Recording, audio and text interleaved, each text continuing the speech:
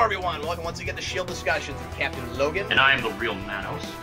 Manos and I are here to talk about the final episode of this season of Agents of S.H.I.E.L.D. Very excited to get into this, but also kind of sad that the season is over because it suddenly got really fun and really worth watching.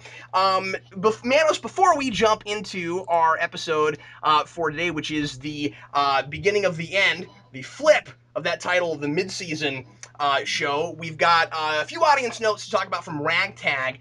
And the first note comes from Mr. Secret Sentai, who says, back on the subject on this show's Phil Coulson being a different person, if you guys remember the fourth episode, I Spy, Coulson's old protege, Akela, mentions that Coulson is a different person than she remembers. I like that you brought that up. Good call. Agreed. That's been hinted at, here and there. That there's just something different about him. Like, a lot of people kind of just pass it off like, oh, he's just renewed or something like that. Well, he's really been renewed. So I think Yes. Now that... Sorry, go ahead. Oh, no, I'm just saying. That definitely did leave hints that, maybe he is kind of a different person.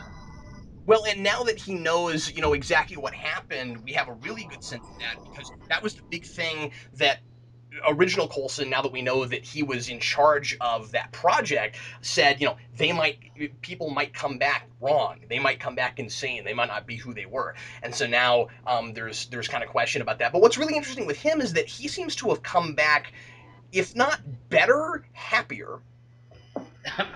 That's a good point. And it's really interesting. We'll talk about that some more the episode, because that's actually one of my issues with this episode, is that I don't think that it delves into that whole idea enough. But I don't know. Maybe we'll get more of it at the beginning of the season, but we'll next season. But we'll talk about it. The next comment comes from Brent Woldman, who says, "I know this will sound nerdy." Yeah, this is a terrible place for that. But in the last episode of Doctor Who with Matt Smith, the Doctor has this dialogue about people changing over time all through their lives, that they're never just one person, but as long as you remember who you were and keep going forward. This is what happens to Coulson. There's a lot of identity stuff with the comments this week, Manos. He was reborn, but I think this is more on that the new Coulson and the old Coulson were two sides of the same coin. There was the side that we saw in the movies, but I got to believe his softer side was there to when it comes to all the old spy toys and the cellist. That's a good point. That, like, he's, we're seeing a different Coulson, but maybe also what we're seeing is sides to him that were there, but that he, like, repressed more when he was working for S.H.I.E.L.D. Yeah. That reminds me a little bit of Neil Gaiman's Sandman, how the Endless can die, but when they're reborn, they're sort of like a new version of that same character. It's just a different aspect of them. And that we get that in a little bit of the Doctor Who, where certain aspects of his personality, pop up or disappear. And Yeah, that's a reasonable idea here.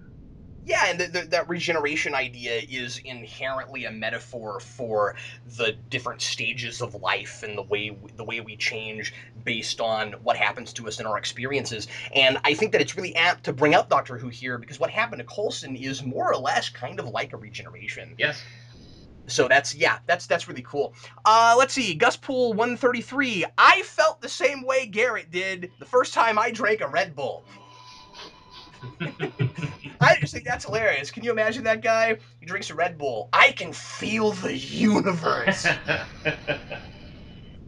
Aaron Burks, Sky is an alien, and you guys don't talk about that. Also, 2 aliens destroyed a town looking for a baby. When was that made explicit? Wait, what? When was that made explicit? I mean, I could see that ultimately ending up being the thing, but the only word we've heard thrown around so far is monsters. Yeah, maybe. I feel like I haven't been paying attention all of a sudden, because that's I know. new to me. Yeah, so I don't know. I'd love to hear from people if there's something we missed there, but I didn't get the sense that explicitly. I think this person may be reaching, or there might be something that we missed. Anyway, I wanted to bring that up because I was like, was that actually made explicit? I mean, that got my imagination going, though, because it could be that, and I'm just spitballing randomly, but it could be that if Sky is an alien and her parents were aliens or half or whatever we're talking about, that the alien that the blood regenerated her with could maybe be the same species. Is that possible? Could that be a thing? Except that that would certainly change that whole Captain Marvel thing that you were talking about. I'm trying. Yeah, I'm trying to get my. I guess I didn't get totally alien from the guy at the end who. I didn't. Well, and especially you're talking the end of this episode. I suppose I don't know. I suppose that's what they're getting from. Um. Well, no, but Manos, remember that these are comments from last time, so this person wouldn't have seen Oh, this this is episode. from another episode. Excuse me. Right. Yeah, this is from last week. So that's why I'm saying, like, I think that certainly what we just saw, if not countering that idea or contradicting it, certainly makes me really think that's probably not what's going on. We'll talk about all that. I'm very interested to know what the dripping blood on the hand was all about, Yeah, that because was. that was just 8 shades of wiggy. Um, eh, let's Man, see. you sitting around all the time like that? You no moist towelette. Somebody get this guy a towel! Larry cowers. The development with Ward has become so compelling, I no longer give a crap about Sky's origin. Am I alone? That's great. That's a great point. And I have not been in the camp this whole season of people that say Sky is irritating. I don't care about her. I have been interested in this character, and I don't find her annoying. But yeah, we had all this stuff last episode about her origin and again, the thing with the monsters and parents and stuff. Manos, you and I, if memory serves, didn't even bring it up. Correct. He did not. Yes. So yes, you're not alone, and I want to give more of a crap about that, but we'll talk about that more with this episode again because I felt the same way here. Let's see, George Simmons. Hey, Kat, me and my dad, who knows nothing about comics, were watching the episode, and halfway through, he said that Stark might be either the new base for Shield agents or that the company will finance the restoration of Shield. What are your guys' thoughts on that? Well, given the end of this episode, financing completely probably not, because they seem to be starting from the ground up, but I could totally see some help happening there, especially when they inevitably bring what's her face back, not Victoria Hand. Hill. Thank you, Hill. Yeah. So what do you think, Manos? I mean, do you think Stark's company will factor in at all? I think it will factor in. Particularly, we're talking about the Avengers 2 movie or Well, we're talking next about season of Shield. I think it will factor into the next season of yeah, Shield, probably very loosely. I don't think it'll be very. I don't think it will cast a large shadow in the season. I don't either, but I I think that think I think Colson and his team will be doing what they're doing. There will be Stark there. Of I course, just think I just think that Hill's connections are going to come in handy. they will. I think, especially when we get closer to the Avengers 2 film, which will be out next summer, right? Yes. Okay. Hmm. So second season's going to be building to that like crazy. Does that feel kind of surreal to you that we're already getting that close to that movie, I know. That's it's and that we've already had 3 Iron Man films and two? I don't know, man. yeah, I It's know. Hey nuts. DC, Well, I don't even mean with that. I no, just it's mean just like I saw this I funny remember. I saw this funny GIF somebody did on Tumblr.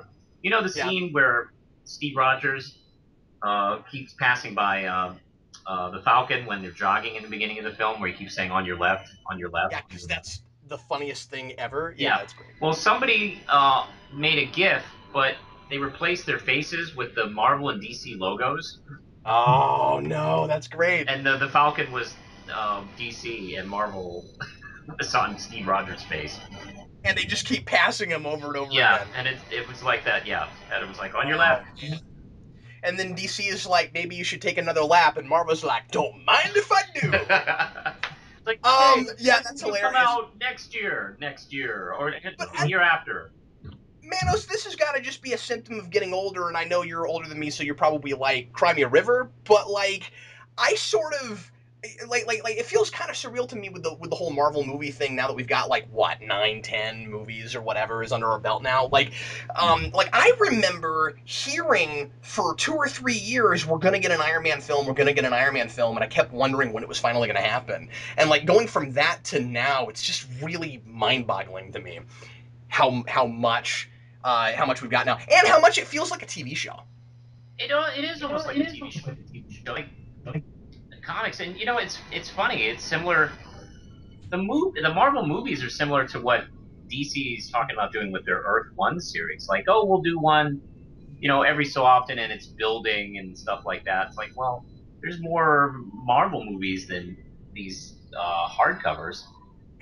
It's like, Well, which are easier to produce, I assume, well, with less people involved. it Uh, depends on who your artists I are. guess. Well, man, come on, they made a whole movie with like 1,000 people like working on them. But they make a lot more money, so there's a little Guess bit more so. motivation there. But but Well, anyway, um but yeah, sorry, it's go ahead. really strange.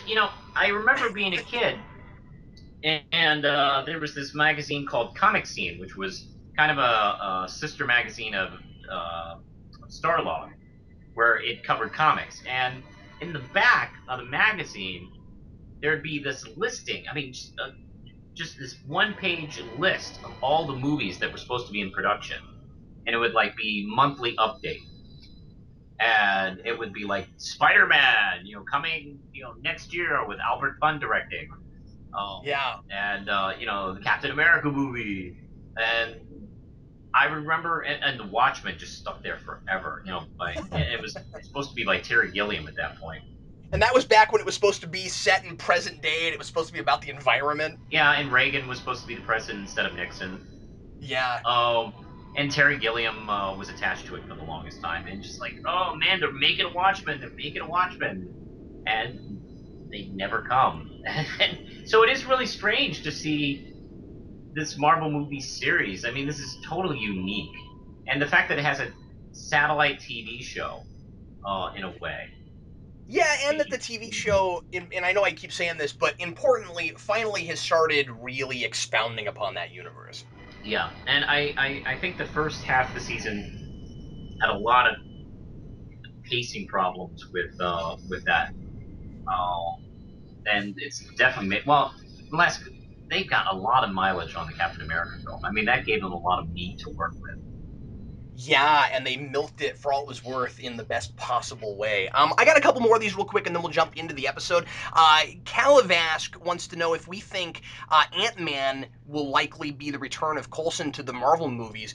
I mean, I don't know, but I'd like to see that at least in one of them. I'd like to see Coulson have a quick cameo, if nothing else, in Avengers 2 even. Like, I hope it happens before that, because it kind of feels weird to me to have Coulson in the show and to never deal with the Avengers finding out that the Catalyst guy that got them all together is alive again. And since he's going to be the director of the new Shield, he's not going to be faking his own death anymore, presumably. It's going to be So, hardly. You're right. You're very right. That's going to be hard to keep wrapped. Uh, well, why would you want to? What's the point of it now? There's no point in him pretending to be dead anymore, as far as I can tell. well, keep in mind, Shield is still going to be underground. We'll see how underground. Well, yeah, that's a good point. We'll see just how underground they'll Shield be. isn't as high profile as it was before Winter Soldier. Well, don't you think they'll need maybe covers? Like they could be very, very spyish now and be like even more of a spy show than they ever have been, and have like regular people covers, and then like I hope. I guess we're into predictions now, and I didn't even think about this until just now, but I hope that's where it's going, Manos. I think it would be really super cool if we could deal with the kind of superhero secret identity thing with these people. That would be cool, and it would basically Boy, that kind would of turn subvert them the into superheroes in a Yeah, way. so Coulson. Well, and I mean, like, remember last episode there was that whole line that Fitz had, that great, "Oh, we're vigilantes," and I was like, "Yeah," and so maybe that's the direction they're kind of going, and then I can see Koenig is kind of like the guy that gives them instructions, and the kind of this message will self destruct in 5 seconds kind of guy. Mhm. Anyway, Wow, just I don't know. I just wrote the whole season, so Yeah, I just wrote you're the whole welcome, premise. Marvel. Yeah, I just wrote the whole premise for the next season. So if you guys are floundering, I hope you're listening because I, for one thing, that sounds brilliant. Anyway, the last one I wanted to mention is Satna says right before he pushes the eject button, we return to the flashback. We're talking about Ward. We return to the flashback and see the dog in his crosshairs. He gave the dog and Fitzsimmons a 50-50 chance of survival, which is both generous and cruel. I'm glad he brought up that observation because we didn't really talk about it. He was responding to another commenter who said, well, I don't think that Ward dropped Fitz and Simmons trying to kill them. I think he was trying to give them an out. And this guy is saying that he didn't kill them immediately. He was giving them a potential out, and it was the same kind of thing he did with the dog. We didn't analyze that scene. I'm glad he said that. That's totally right. That's totally spot on. That's a really good point, actually. I do remember that specifically, and he's right that he did give them a chance. Um, it's like, well, I don't know. They survive. I still tried to kill them, so it's a win-win.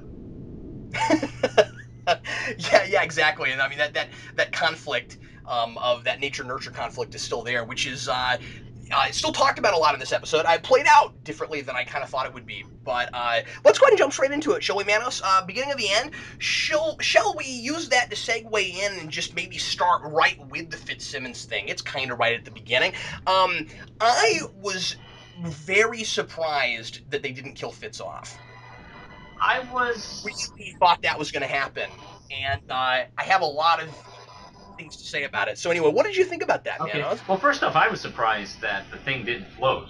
I don't know if about you, but I had this assumption that the thing would be floating. And no, they were like at the bottom of the sea, 90 feet below or something like that. That was pretty dire, bad situation. So Yes, it it was. had it Yeah, had a really good sense of tension to it.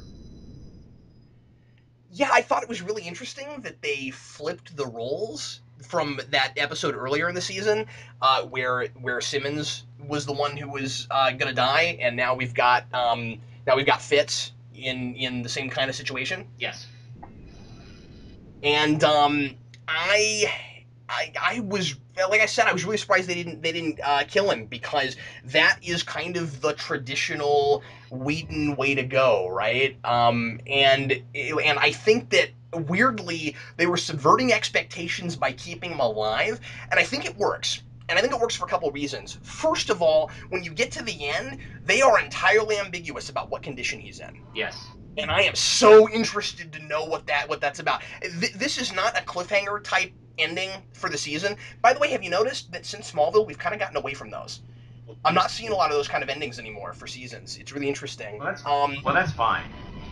But oh no, I think so too. I think it's nice that we've got a nice like cohesive kind of piece for a season, but you get to the end and it's a cliffhanger, at least in the sense of we're very interested to see what the status quo is next season. We don't have to do the gimmicky thing of somebody is hanging off a precipice. What's gonna happen?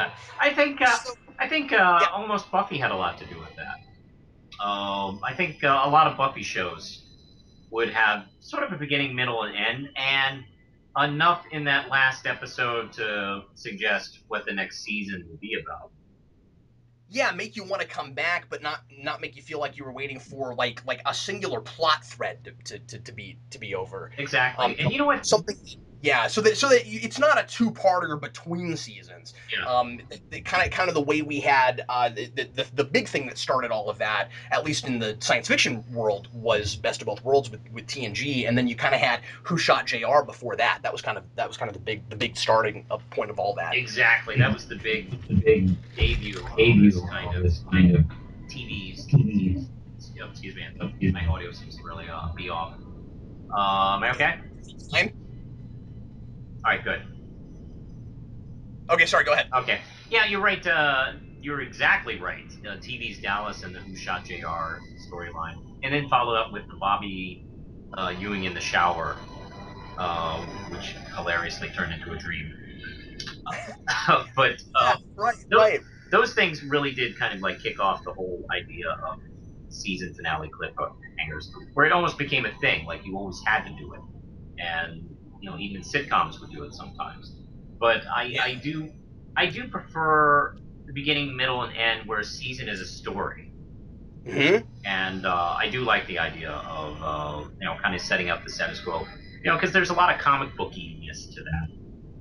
I just think it's interesting that and I mean, like, I don't know, maybe this isn't the place to have this conversation. We'll move on real quick here in a second, but I think it's very interesting that we're in that place right now where that trend seems to be changing, and I think it has a lot to do with technology because you don't wait the same way that you used to wait, right? Or at least you don't with everything because of like Netflix shows and things like that now. So like people will get a season of a show, they'll binge watch it, and even if it's on network television, a lot of people wait and binge watch now anyway, right? So I think like that kind of gimmick is almost crueler now because a lot of people have to wait more like 6 to 8 months to a year to find out what happens. And also, don't forget about DVD box sets.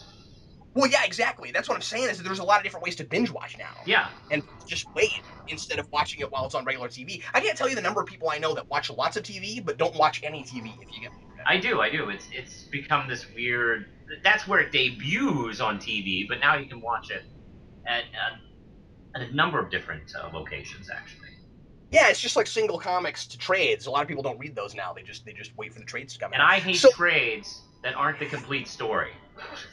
yeah, exactly. So anyway, sorry, we're railing, but there's a whole podcast in this. But anyway, Yeah. going back to what we're talking, the whole reason I brought that up was because I feel like we do have a bit of a cliffhanger with Fitz, because I think that line that Simmons has right at the end when Sky or whoever it is asks her about it, and she says he's alive, is really telling. And there's also a line that Coulson has about how he may never be the same again. It was kind of a throwaway line, and if you blink, you miss it. And I like what happened to him. Is he a vegetable? He's probably not a vegetable. He's probably lucid. But like, does he have brain damage? Is he never going to walk again? What kind of shape's he going to be in? And I imagine that whatever it is not going to be fixed in 2 or 3 episodes. I think it's probably permanent. I agree. I think it's going to be a major. I think it's going to be a major plotline in the second season. Because Fitz let's is face it, Marvel sorry. has a history of characters that are villainous because of brain damage. Oh, you think he might go? You think he might go evil? It's possible. It is possible, especially because it's his trusting nature that led to this. Yeah, and Right. I mean, that's really important, because remember, Simmons calls him a hero for believing that Ward could change. yeah, And it's Ward's fault, and it's sort of his fault for believing in Ward that they got in this situation. And I don't know, so he's paying for it. And yeah, boy, that's really interesting. He has gone from the one of the least interesting characters to one of the most interesting characters, just like Ward, and that's fascinating because of their connection together. exactly. So we'll see. I don't know if they will or not, but I mean, with my knowledge of what Marvel does, That's a great point. I wouldn't have thought of that. it just seems like that's kind of a way to go, and Yeah, sure. we'll see if I'm right or not. Well, I think at the very least he's likely to be just incredibly disgruntled about the whole thing. And remember earlier in the season, 3 or 4 episodes ago, we were talking about how we were wondering uh, where that kind of attitude was going, that he had of he was falling apart. Yeah, it And was it was concerning me. Like, I yeah, wasn't because he had a lot of aggression towards the triplet, mostly out of jealousy, and I was worried where that would be going. yeah, and then of course he had all that aggression just on the whole thing with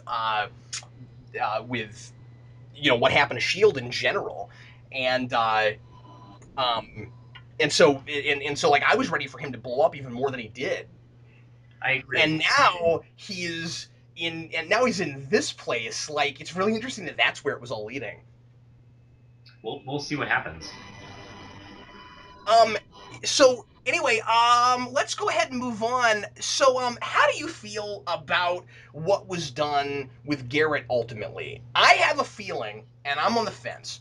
I have a feeling that a lot of fans are likely to say that the turn that they make at the end of last episode and then into this episode is too quick and is kind of thrown and kind of left too left fieldy, and that he's taken out too easily because he's all godlike, and he doesn't get taken out real fast until he's all godlike. I know people are going to say that. What do you think about it, Manos? I don't think he was godlike, and he's not.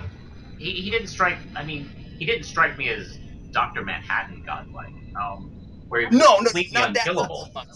But he's But something I feel going on like about the it did universe it did now. kind of like change his perceptions, Yeah. in increasing them exponentially. But I don't know. It just he didn't seem like he was completely invincible that way. No, certainly not invincible. It's just interesting that at the point that he becomes this superhuman, at the very least, he's at super soldier level, and certainly has more ability than just super strength because he seems to have this weird awareness and understanding of things, which is not just insanity, because as evidenced by A, whatever the alien lingo was that he was writing, and B, the fact that he told Reyna something about herself. I think it's really, by the way, kind of interesting and kind of cool that he became clairvoyant. It did. Ironically, his little I joke became love that. maybe a self fulfilling prophecy. Exactly, it was prophetic. That's great. I love that about it. So, did you think he was taken out too easily? Nah. No. Okay. All right. Cool. I don't. Well, I personally didn't feel like it was. That was my reaction to it the first time I saw it, and the second time I didn't feel that way so much. My feeling was when he was starting to come off the table and get himself upgraded. I thought, man, we just beat this guy. Did you like that whole joke? I did, and it I was did very too. Whedon. It was like I mean, that's what I was gonna say. It's interrupting the classic villain Whedon. during his monologue. But you know what makes it better? It's a cool joke, but it's not just a throwaway joke because there is consequences to it Yeah. because of what we find out at the end about Coulson. I have a feeling that Coulson getting. I mean, I don't know, but I kind of feel like probably my intuition says that Coulson doing that had something to do with whatever information or personality dump happened in his brain because he's writing those same symbols. So we have to assume that something got transferred between them. I'm. Do you want to talk about those symbols now, or do you want to hold on? We can, sure. I mean, like if we get to predictions and we don't have any more, that's fine. Go ahead, Manos. Well, obviously, well, I have this feeling that's an alien language. Oh, that's what I think, and Okay. I think it's the alien language of the Kree or whoever that I was. feel it's Kree because I feel like Marvel is leaning towards using the Kree. So partly we could use Captain Marvel or the Skrulls versus the Kree, something involving the Kree. So Oh, the you know this what else show is is like a good place to sort of get the Kree's foot into the door. you know what else is really fascinating that I didn't even think about until just now? Coulson pre dying Coulson has to know what that species was. Yeah. But then current Coulson doesn't. There's certain information he doesn't have. Oh man, that's kind of interesting. I don't know if I remarked about this last time, but there's something about Colton's situation that reminds me of Total Recall. Okay, I can see I don't that. know if you've seen the original film, It's been years, man. I have, but it's been forever. I but couldn't talk intelligently. he's trying to unlock mysteries that he himself helped set up and have forgotten. So it's an interesting kind of like situation to be in, frankly. Like man, I can't even trust myself.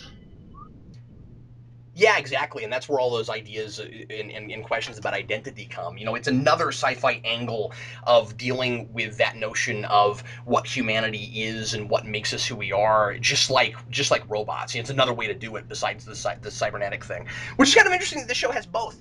Yes, yes. Well, that's the beauty of superhero universes. It can have everything.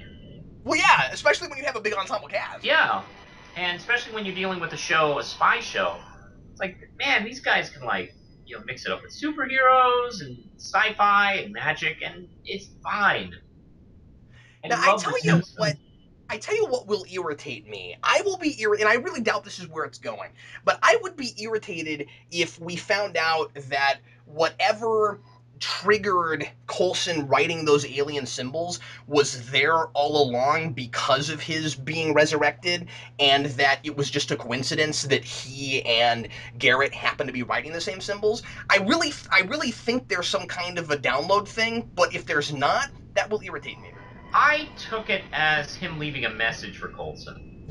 Yeah, I think so too. I like the idea of Garrett has this whole like residual that there's this whole residual thing for Garrett after he's dead, so that he still matters because Yeah. he was this huge, horrifying threat in a couple of different ways at different points, and I like that that's still lingering, especially because we still have Raina in the mix. I think we kind of don't want to just drop all of that, and also it's just a better payoff for him getting killed right away because that's a great joke, but I don't want it to just be a joke.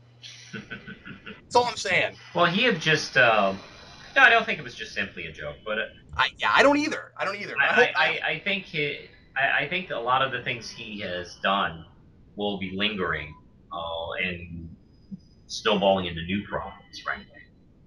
yeah.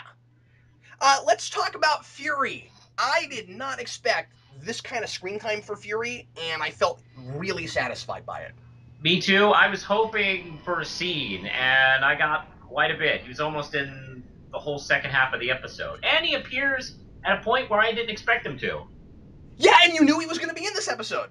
Yeah, that's true. Were you waiting for? I was waiting that whole time for it, and I thought, oh man, he's going to come in at the end, and he and Coulson are finally going to have the obligatory conversation that I've been waiting for the whole season, but that I barely need now. And then he not only does because I didn't expect him to say Fitz and Simmons. I was like, oh, that's great. And then on top of that, he gets to be in lots of action scenes and do very Sam Jackson-y stuff. Yes. Like we get to see him hold a giant gun, and the "I'm dressed like someone who lives under a bridge" line is very, very Sam Jackson. Like I felt like that he had some dialogue in this that was as far as you could go Sam Jackson wise without f bombs. Yeah. I was impressed, really was. Exactly, and had the attitude and humor of a lot of his characters, but without without the R rating. And yeah, it's great to see him mix it up with Garrett, frankly. Yeah, I like that he matters to the story by the end. That's really cool. I mean, he ends up kind of just being the cavalry, but the cavalry, but that's okay. That's fine. That's better than what I was expecting, frankly. I can't believe I said Calvary. Like he ended up being the place where Jesus dies. Yes. That's what Sam Jackson is. His whole thing is a Jesus metaphor. I didn't Because expect seeing that either. he's God and Coulson's his son, and that's the met. And of course, There's you a notice whole. he handed him the gun from Avengers, right? Oh, is that what that That was the gun he was? shot Loki with. You're just smarter than me, and that's great. Okay, Cool. you're smarter than That me. makes things better. What's that? That's okay. You're smarter than me too. But We're mutually yeah, there smarter was than that each line other. about I know how to use this gun. I know what it does. Oh, thank you for saying that. That's awesome. That just adds so many. I mean, not layers, but that just makes that cooler. Okay, awesome. And and it makes sense that that's there because uh, that's where they were storing all the weaponry and thing and technology and stuff that Shield had gotten. So it was in. I would assume that it was just in the mix of all that stuff. Yeah, and also thematically, it's kind of like coming full circle now. Yeah, exactly. Well, it's kind of.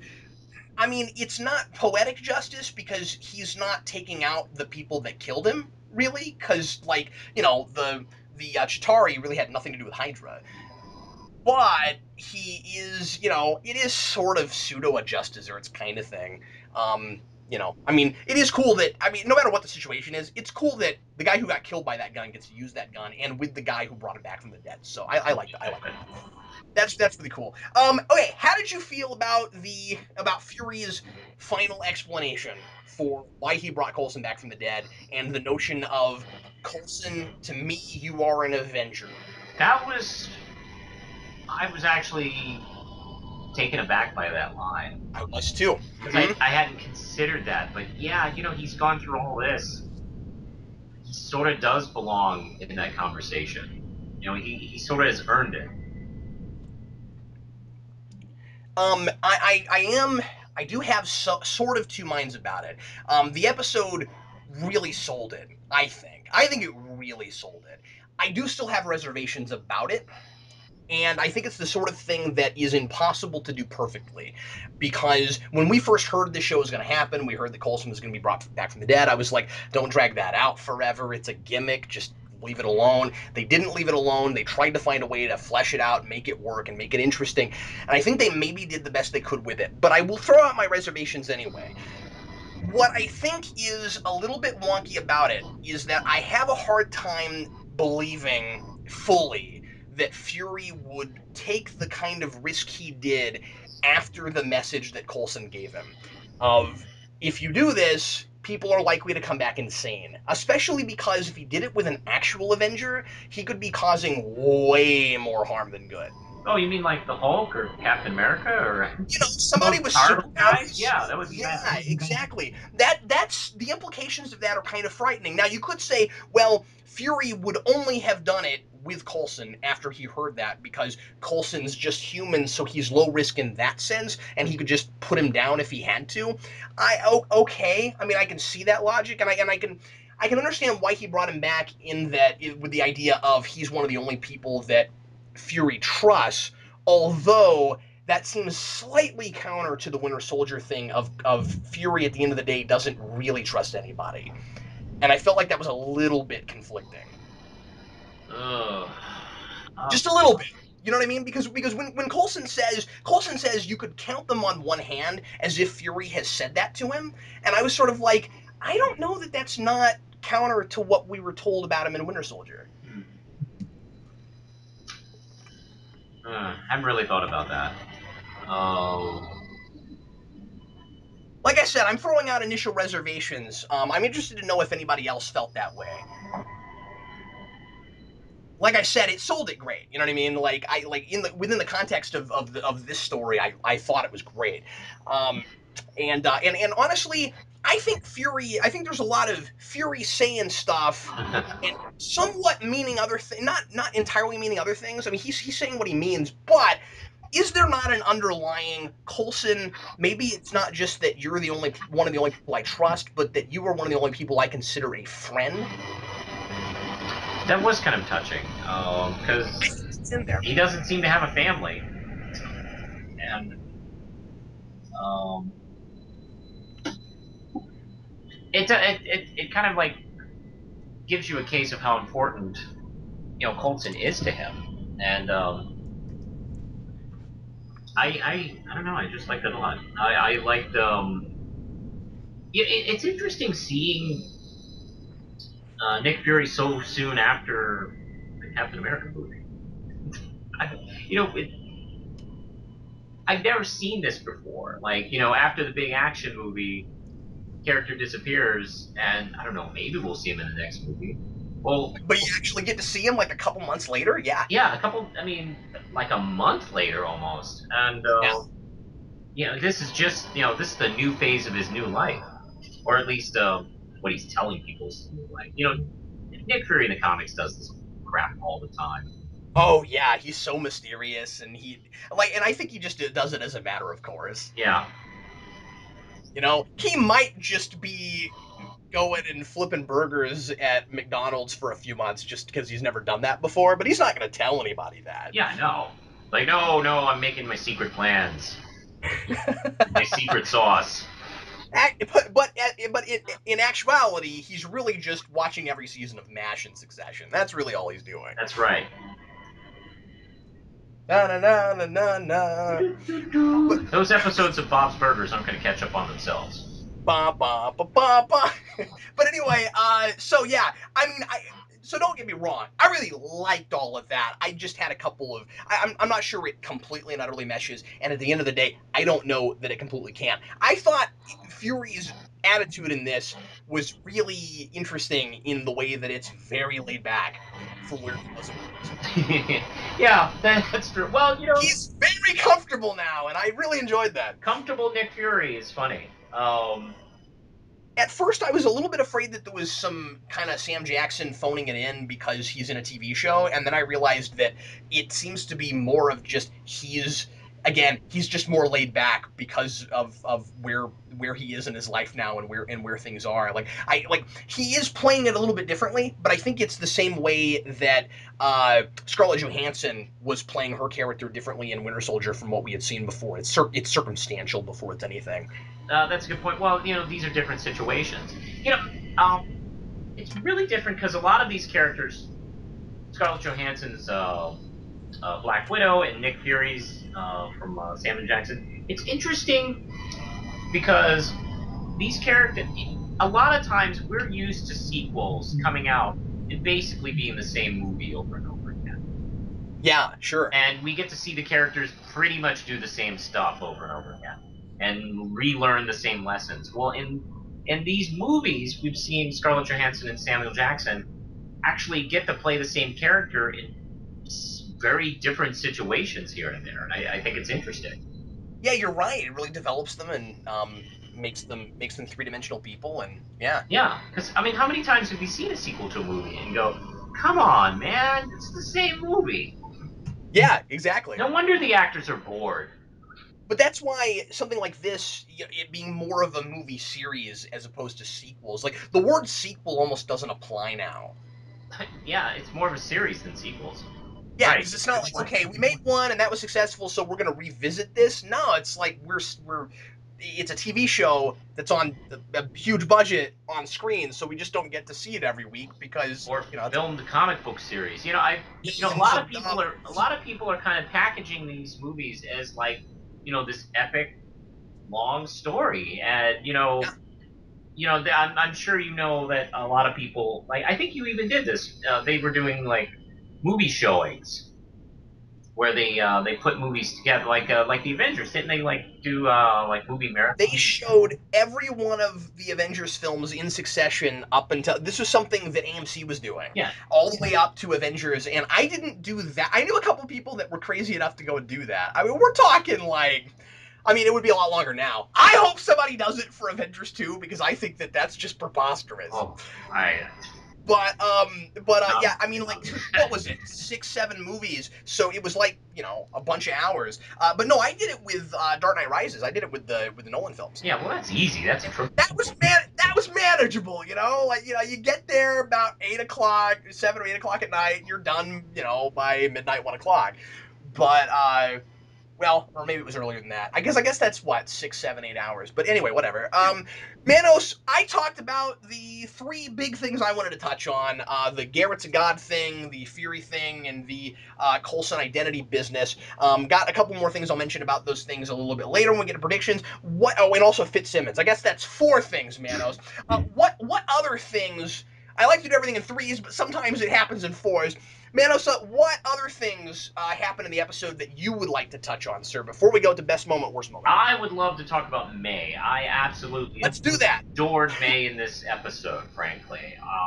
It opened with her with that, what was that, alien weapon she had?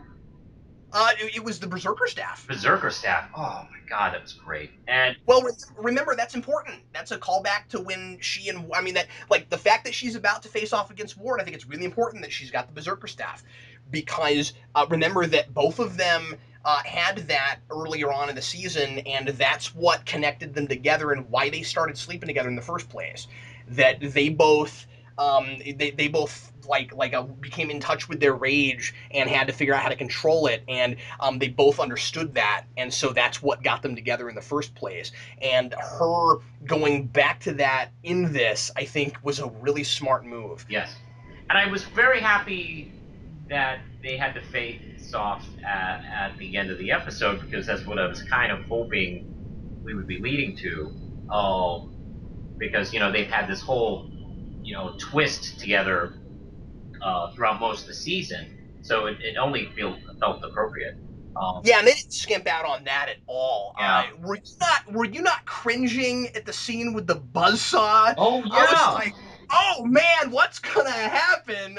No, that was great. And May has been touted up all season as being like this amazing fighter. She's the cavalry, the cavalry folks, the cavalry, and Maybe we should just move away from that word. and she's and she's supposed to be this incredible, amazing fighter, and all that paid off really great in this episode. She had the biggest stunts I think she's had all season in this. Yeah, she had some wonderful. Well, the train episode in Italy, she had that great fight where she escaped from being hung up.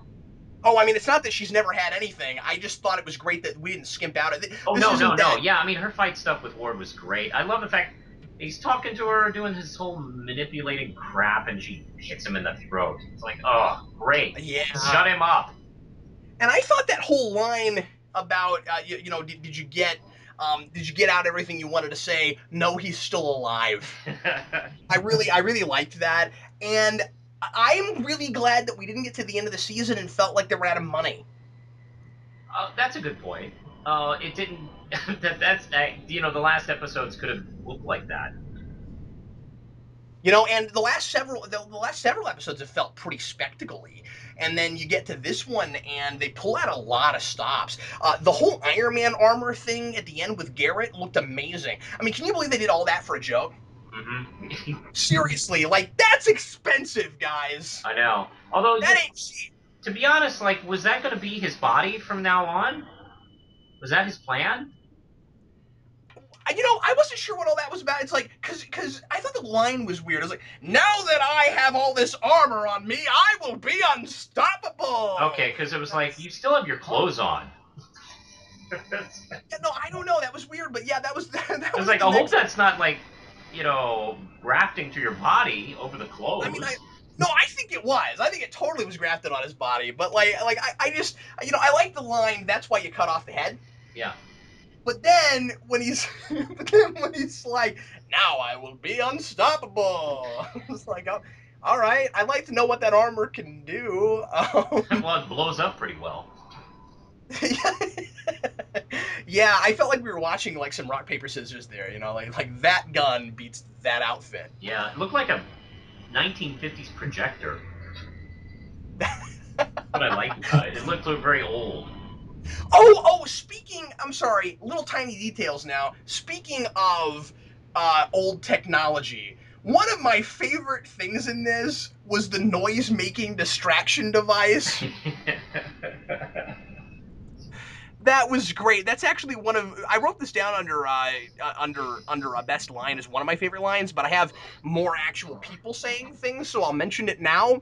But when they throw that thing and it says the enemy approaches, careful now or they'll win the day. I love that. And then when we heard it again the second time, it was even funnier.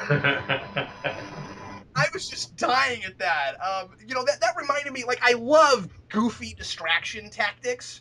Hmm. Like, there's an episode of the Tick of the animated Tick when Arthur goes to up to the Terror and his minions and he says, "Hi, I am Arthur and this is my distraction." And then he says itsy, and then he does just itsy bitsy spider. Yeah. And this reminded me of that. Like, it's so absurd. I loved it. And also, we were having so much fun with all that 50s technology last episode that it was great to go back to that. Yeah, I'm wondering if there's still just some more junk in the trunk there. Yeah, I hope every. I can't believe you said that. I know I was trying not to I, say it, but then it's like, oh well, it's the trunk. it's just like Manos. Every time I see, and I don't know how to get away from saying this because I can't think of a better phrase. It's like every time I see a really great looking, like really expensive shot that clearly was meant to sell a movie or look like a comic book cover, and I call it a money shot. Every time I say like that used to be what you call that. And then I always get comments where people are like, "Oh my God, Captain Logan, don't say that." Well, that phrase did start from something really gross, but yeah, it's kind of expanded. I mean, people do use um, how should I say? Different context. There Yes, are some words that have multiple definitions in the dictionary. That's what the numbers are for. yeah. It's odd how some I guess pornography speak has. kind of like filtered into the mainstream. Oh yeah, that's a good So point. Well, I was innocent in the whole thing. I didn't know that, and I've been using that phrase for you years. didn't know that? I didn't know that. I have virgin ears, man. You are adorable. Thanks, Manos. Thanks, Manos. I've always thought so. Anyway, By the way, I rarely call another grown man adorable, so please take that. yeah, Please take that. That's I take the highest I take compliment. that. I was gonna say I take that with a high degree of respect and admiration, Manos. Thanks very much. Let's go on. Best moment, worst moment. Clearly, the worst moment was this part of the conversation. No, Manos, what Yes. was your favorite moment of the whole episode? I guess Samuel Jackson saving the day. Possibly, I think.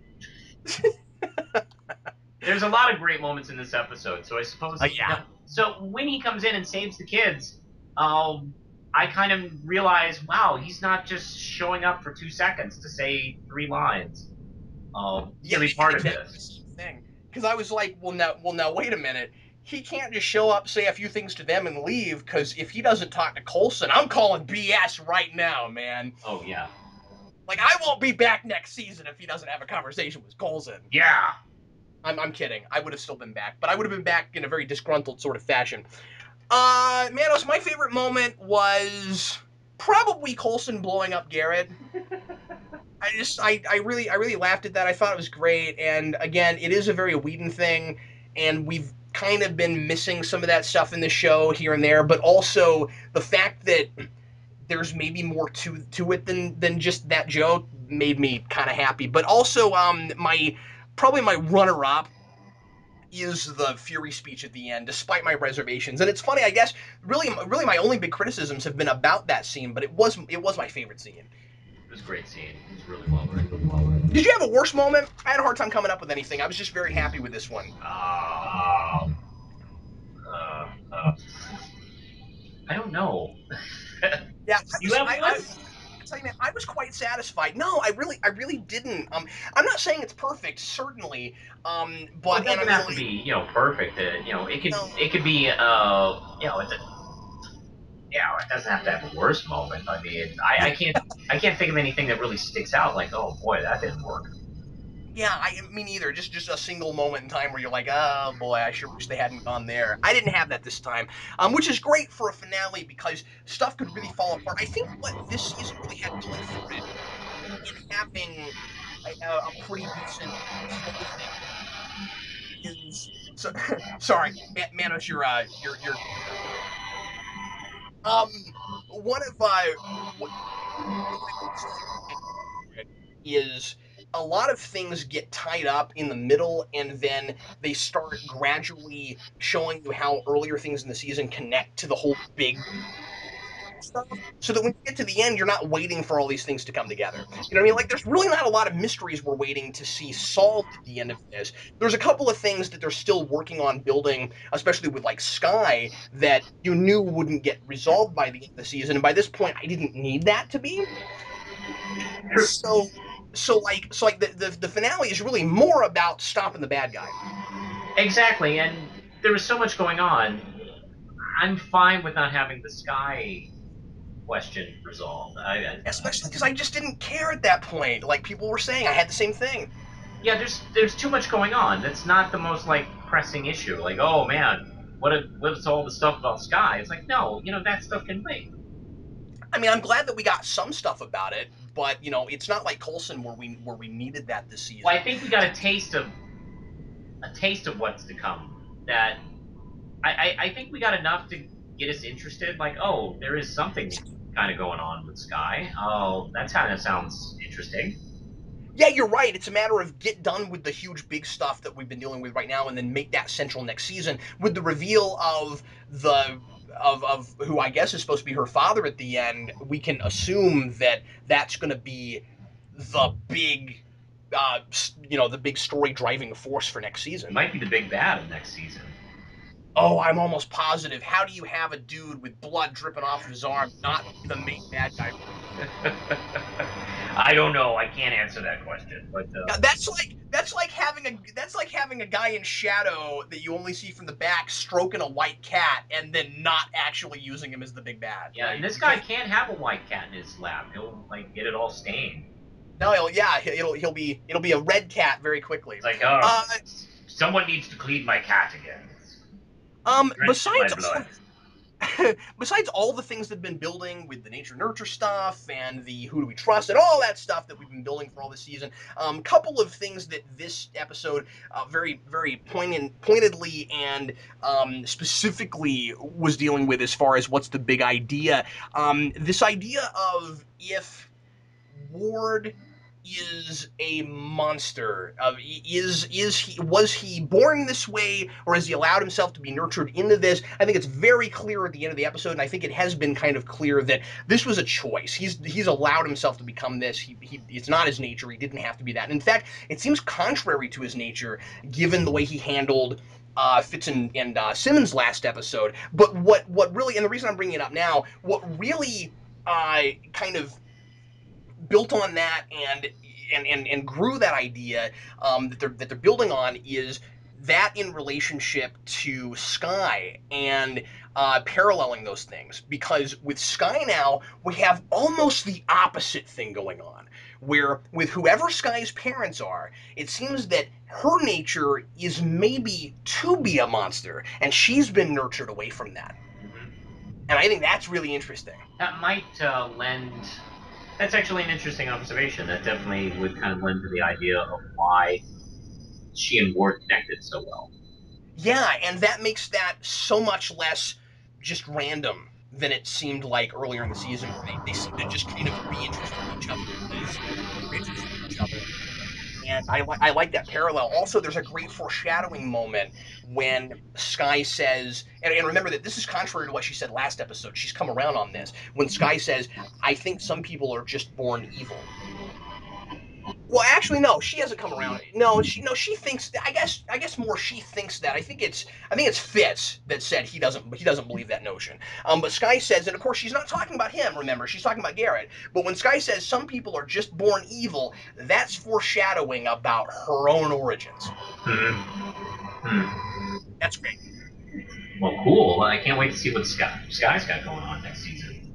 You know, Sky is also a character that's because they just were stretching the stories too thin during the first half of the season. Um, Sky has definitely grown on me as a character. It's a character that, yeah, I can tell she's supposed to be important, but I really don't care much. But now I do kind of care what she's got. I think this last episode went a long way for that too. Let's go on to guest stars. Patton Oswalt is back in probably the silliest thing in the episode. Yeah. That guy had a twin brother. Okay. Oh, is that it? It wasn't like I wasn't quite clear. I was actually confused. I assume that's what it was. He had a different name, but his last name was still Koenig. He doesn't straight up say that was my brother, but he calls himself by a different first name and says, "Oh well he died, but I was also an agent of Shield." And I was like, "That's a little silly." At the same time, I like Patton Oswalt enough that if that's gonna let him be a regular, okay. And they seem to have exactly the same personality. That's true. I just felt like I needed more information. Or You think he's a clone? a clone or a robot or a life model decoy. See, I doubt it's that because remember he's got a different name. He's not the same person. Okay. And they were all and also clearly they were operating at the same time. This is another base that Yeah. a Koenig was running. Yeah. So like it's I mean, I guess it could be a life model decoy with a different name. I guess that's possible, but it's not like a resurrection from the dead thing like Coulson was. No, it's not. There already. We'll have to see because I was confused by it, but I felt like, well, there's an answer next season. Let me just kind of go with it and let it It slide. seemed ultra super silly to me. Yeah. Um, I don't hate it because I like that guy, but it seemed incredibly silly to me. Granted, if that was a less interesting actor, I would have gone, oh man, that was the worst moment of the episode. But I mean, it's like Patton Yeah. Oswalt. It's like I don't care. I like seeing him in anything, really. How can you argue with that? That's the thing. Let's go on to favorite line. I found this episode. By the way, I should have looked up his name. Another guest star. We had the guy who played. I know you haven't watched the show, Manos, but we had the guy who played Agent. Or I'm sorry, Aaron Pierce. The on 24, the major Secret Service guy who's in almost every season of that show, and he always plays government officials, usually people affiliated with the military. Man, what a thing to And get stereotyped as. oh, I know. And in this, he's the guy that very gruesomely gets his liver or something ripped out by Garrett. Oh yeah, that guy. That's who that is, and we saw him at the end of last episode. And I meant to bring him up last time, and I forgot, which is why I'm bringing it up now. But he was also Manos. You might remember he was the general guy in a very similar position, by the way. This kind of he's gonna work with the bad guys in order to strengthen the American military. He was that exact same kind of character in X-Men First Class, working with Shaw. Weird. Yeah. And if I had been Manos, I would have made that my trivia question this week. But Oh, oops. oh, in fact, come to think of it, oh man, I dropped the ball. I didn't write a trivia question this Well, week. I well, to be honest, maybe we don't have to because there is not going to be a Shield discussions next week. No, for quite a while. Yeah, we can forego that this time. It's just this episode had a lot of stuff in it. It was probably kind of trivia worthy. I feel bad. I wish I hadn't dropped the ball on that. Anyway, Manos, favorite line. I thought this was really quotable. What'd you have? Oh man, I think I like Nick Fury's line. He's crazier than he told me. Or that's something around that line. Yeah. He was crazier than what you're talking about. I had. Did you have any others? No. I just didn't want to interrupt you. I had a bunch, man. I thought this was really quotable. I liked Coulson's "Who do we talk to about getting a haircut?" Mm-hmm. I thought it was super creepy because Garrett is so out of his mind in this. He gets to do that kind of Whedon bad guy thing of just spewing a bunch of really interesting sounding nonsense. And I mean, it's not all nonsense. That's what's cool about it. But there was I got a little bit of a Drusilla vibe off of them.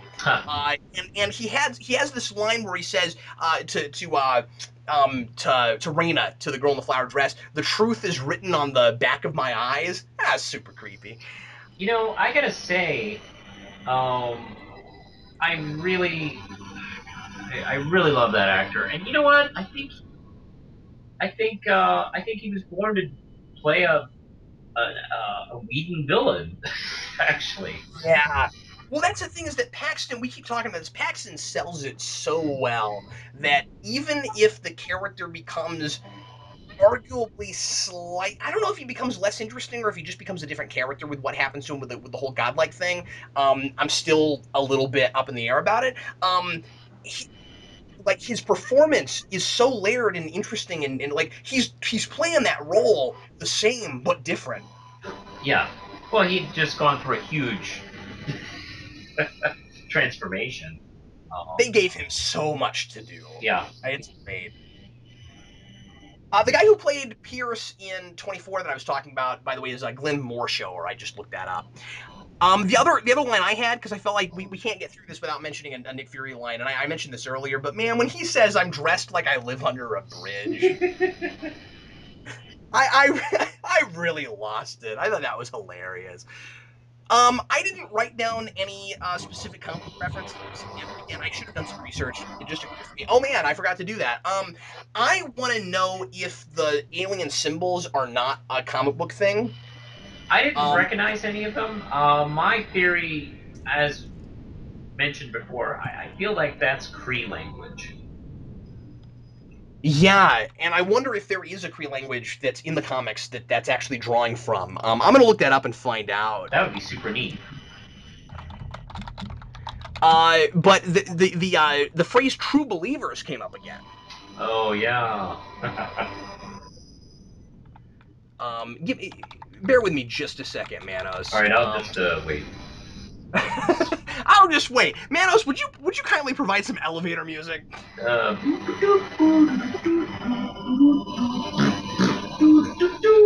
hey. what Who's your kind of favorite? Who's your favorite typer? Looking up info. That's Captain Logan. I was like, I I really want to know what kind of instrument that was when you were like boom boom. It's a emoticon.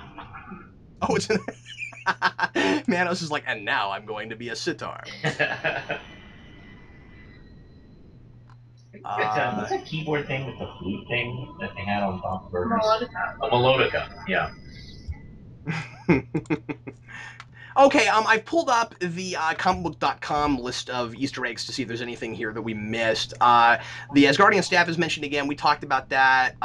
Let's see, Gravitonium we didn't bring up, but that was here, of course. Um, Let's see. Oh, it's funny. I didn't think of that. It's funny that Garrett mentions drops the word uprising. They've been using that in all the promos lately. Agents of Shield uprising. And when you look it up in IMDb, it says uprising next to it as if that's just the official title change, which it's not. Oops. That's incredibly silly. Let's see. Coulson's gun is mentioned here. I can't believe you caught that and I didn't. Well done. Yeah. Yeah. We didn't mention Ace at all, Mike's son, or even we didn't really mention anything about Deathlock in this episode. But I thought it was kind of fun that he's called the Ace in the Hole. I guess that's a little bit obligatory. If your name is Ace, someone has to say that about you at some point. I suppose so. I mean, come on. That stuff writes itself. Deathlock was great, and he ended up pretty much where I was hoping he would.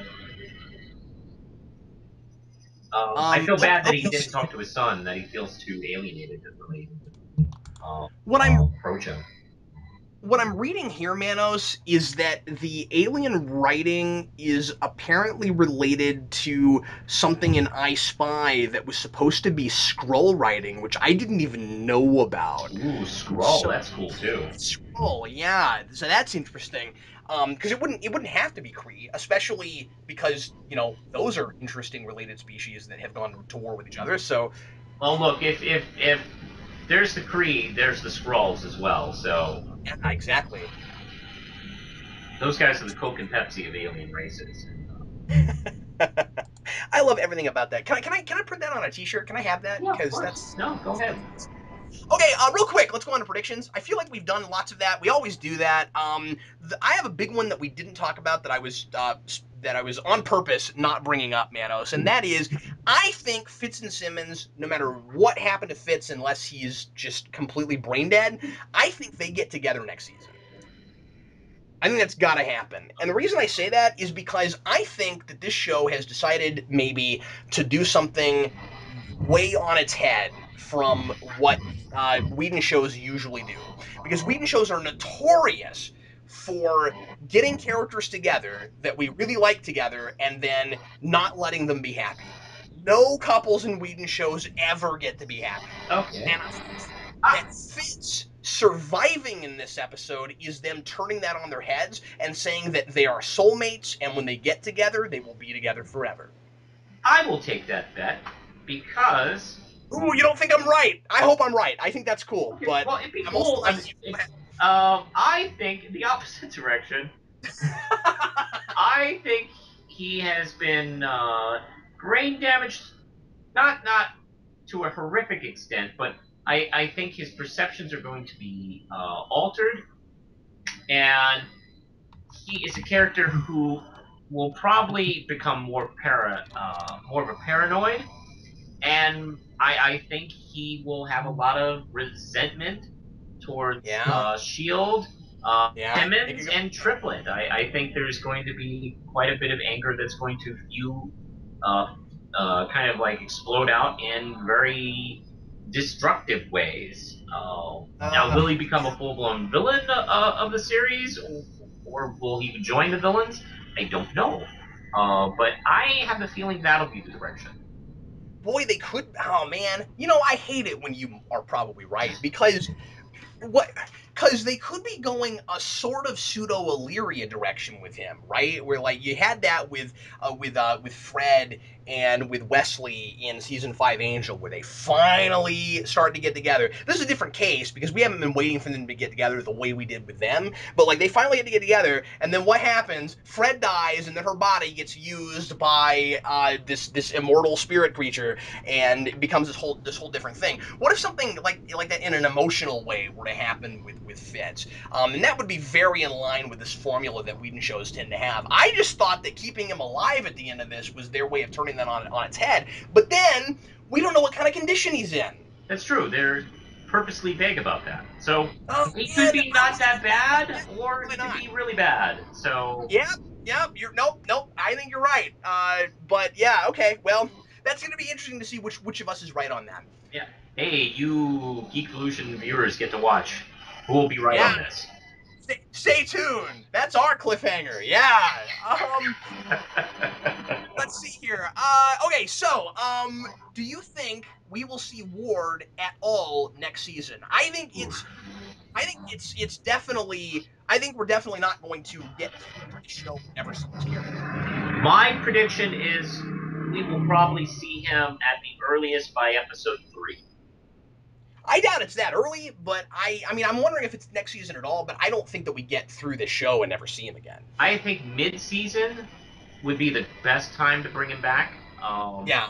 But at the earliest, probably the 3rd episode. I think it's very likely to be like he was this high level shield agent and has information that they need and they have to go talk to him. Exactly. They'll do something like that with it probably. Okay, well that's my predictions. Manos, did I say everything? Was there anything you wanted to bring up that I didn't talk about? I can't think of anything else. All right. Well, that is it for our show this week. Then I think we covered pretty much everything. I want to say thanks as always to everybody for listening. Sorry we didn't do trivia, but I totally forgot to write one, and that's totally okay. Manos, did you have a really cool one that you wanted to bring out, or?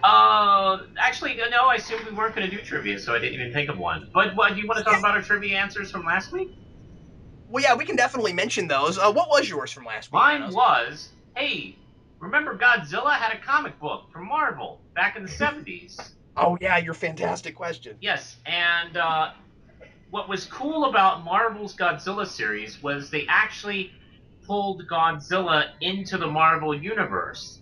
Therefore, S.H.I.E.L.D. was responsible for taking down Godzilla as he was tromping and stomping through America, from West Coast to East Coast. And what S.H.I.E.L.D. agent was put in charge of taking down Godzilla? It was none other than Dum Dum Dugan. Oh, was it really? Yes, That's awesome. who It was. who is in the Marvel Cinematic Universe. He appears in Captain America: First Avenger. That's right. Yeah, he's put in a different time period. Let's see. There's a cool storyline where Shield, after a couple attempts, comes up with a great plan, and what they do is they shrink Godzilla because they have that.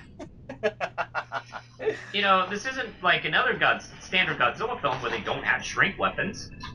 So the high point of this is they actually do shrink Godzilla down to human size, and Dum Dum Dungan actually punches out Godzilla.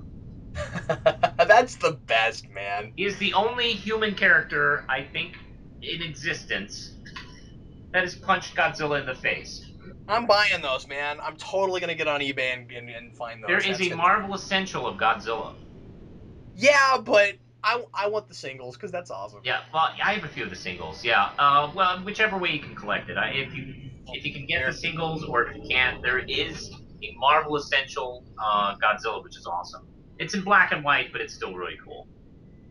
Boy, I'd give about anything to see Phil Coulson go up against Godzilla. That'd be I think great. that Season 2.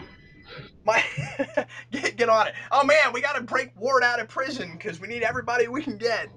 I'm gonna give you my answer from last time, and my question was, what does Garrett claim is in the brown paper bag in the flashback when he pulls a gun on Garrett, or when Ward. Anyway, the answer is tacos. Yay!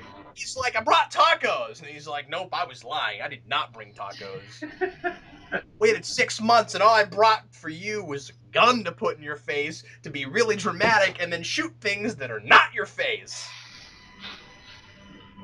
Anyway, that's what happened in that scene. Well, everybody, thanks a lot for listening. Sure hope you enjoyed our podcast series this season on Agents of S.H.I.E.L.D. It was a very loopy, surprising kind of show in what it ended up doing. I'm very glad we're getting a season 2. We're very excited to come back for this. I'm hoping, if he's got time, that we can bring back Dan for this show. It'll be the 3 of us if that happens, if Manos wants to continue with us. We've also got, assuming I can find the time to do everything, because, good lord, there are so many superhero shows that are starting in the fall. There is also going to be, and I think it's supposed to be fall. I think it is slated for fall. At last I read, the Agent Carter show did get picked up. Yeah. If that happens, then it'll be either probably me or Manos or me and Dan doing that show, unless somebody else ends up coming on with us on that. So anyway, more on that as it develops. Right now I've got 6 that we're probably going to be doing, which is 8 shades of insane. But anyway, so more on that again, as I said, as it develops. But thanks a bunch for listening, and I'm very much looking forward to seeing the comments, to see if folks enjoyed this as much as we did. I wonder if we weren't super light and bright and chipper on this, and other folks will not feel the same way we did. I'm excited to see. And anyway, Manos, thanks a bunch for taking the time and doing it, man. Sure appreciate it. Well, thank you for asking me to join in on this show. I'm very honored to, come in and, do a weekly series with you. No problem, man. I missed having you on the channel regularly, and this has been a really fun excuse to make that happen. Folks, write your comments. Thanks for listening, and I will see you again very shortly with other videos, and I'm sure Manos will be back for some other things over the summer. In the meantime, we will bid you farewell. I'm Captain Logan. And I'm the real Manos. See you later.